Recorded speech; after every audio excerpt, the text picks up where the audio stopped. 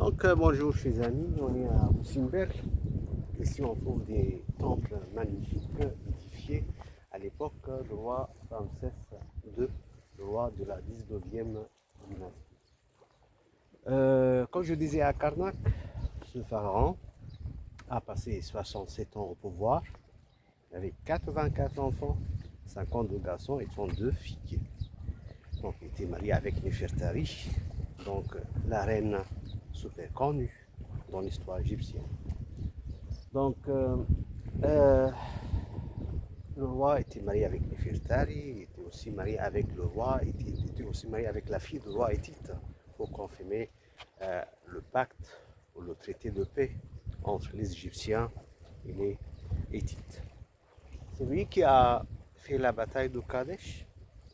Il est allé vers les frontières turques là-bas pour combattre les Hittites ou les Hittites. Donc, selon les textes égyptiens, Ramsès II est parti avec 4 divisions de l'armée égyptienne. Il s'appelait Amon, Betah, Ré et Seti. Avant d'arriver là-bas, il a arrêté le bédouin de Chassou. Et les bédouins ont donné des infos pas tout à fait correctes sur l'armée hittite, les endroits fortifiés, etc. etc. C'est pour cela c'était plus ou moins la surprise pour Ramsès là. Donc les titres ont attaqué d'un autre endroit. Les 4 troupes ou les 4 divisions de l'armée égyptienne, si vous voulez bien, ont pris la fuite. Ils ont quitté le champ de la bataille. Et Ramsès s'est trouvé presque seul avec les forces de commando. Il a commencé à combattre, mais finalement, le résultat n'était pas bon pour l'armée égyptienne. Donc après, il a débuté certainement le traité de paix avec le roi hittite pour confirmer ce traité de paix. Le roi Ramsès se marie avec la fille du roi hittite. Elle était super belle. Donc, pour quelle raison il a fondé 2 temples ici? Donc, peut-être pour renforcer ses relations avec les Nubiens, car selon l'histoire ou l'avis de certains archéologues, Néfertari avait quand même des racines nubiennes. Et aussi pour confirmer le pouvoir de Pharaon sur cet endroit. Donc on n'est pas loin de Soudan. Ça c'est le lac Nasser là. Et les frontières soudanaises se trouvent à 40 km à peu près par là.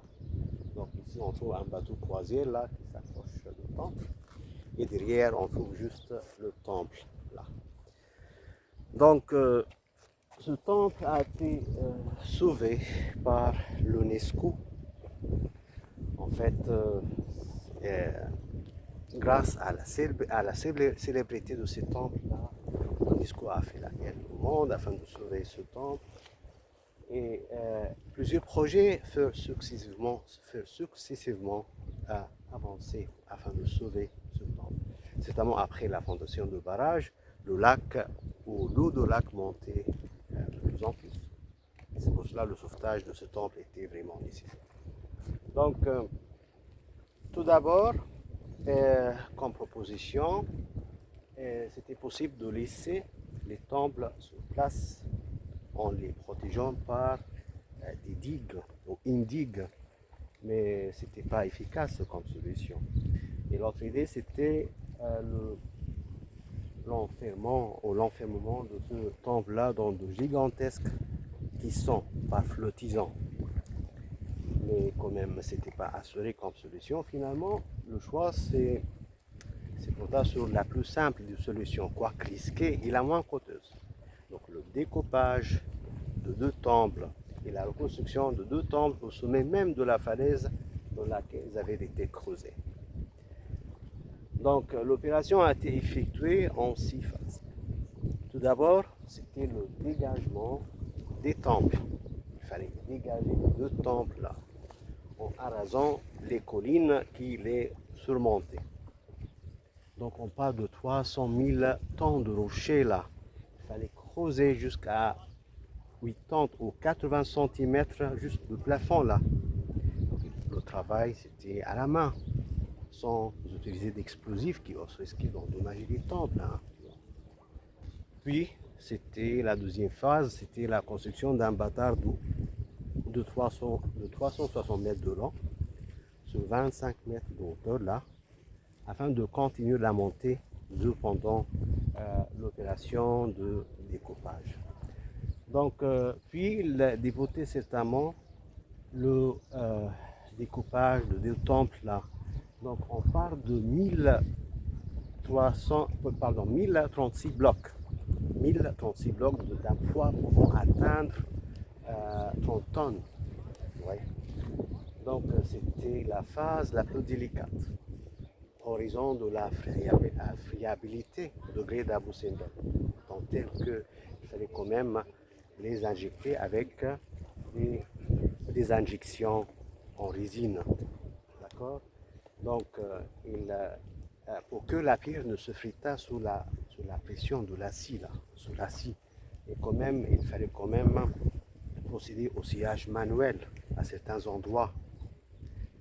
Donc, puis c'était certainement, il fallait mettre, la quatrième phase, c'était le numérotage et le transfert des blocs à un certain endroit pour les entreposer là, pour atteindre la fin de l'opération de découpage.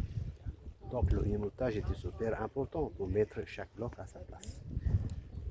Donc, puis c'était le remontage de deux temples. Donc, ils ont utilisé donc ils ont utilisé une structure, donc ils ont fait une structure en béton afin de mettre chaque bloc à sa place. Et l'orientation était super importante là. Donc il fallait respecter l'orientation et les places respectives, ou les endroits respectifs. Finalement, c'était la construction de deux coupoles là. Donc, il fallait quand même faire les mêmes coupoles là de béton pour mettre quand même un revêtement rocheux pour donner les temples le même aspect qu'avant. C'était comme ça l'opération de sauvetage. Donc ils ont débuté le travail en 1963, à la fin de l'année 1963, et ils ont mis la première pierre certainement en janvier 1966.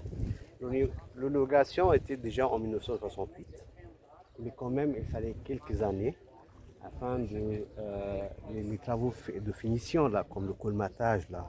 Donc il fallait quand même couvrir les traces d'ici, etc., etc. Donc ils ont fini le travail complètement en 1972. Et 900 personnes ont travaillé presque 6 ans pour sauver ces temples magnifiques.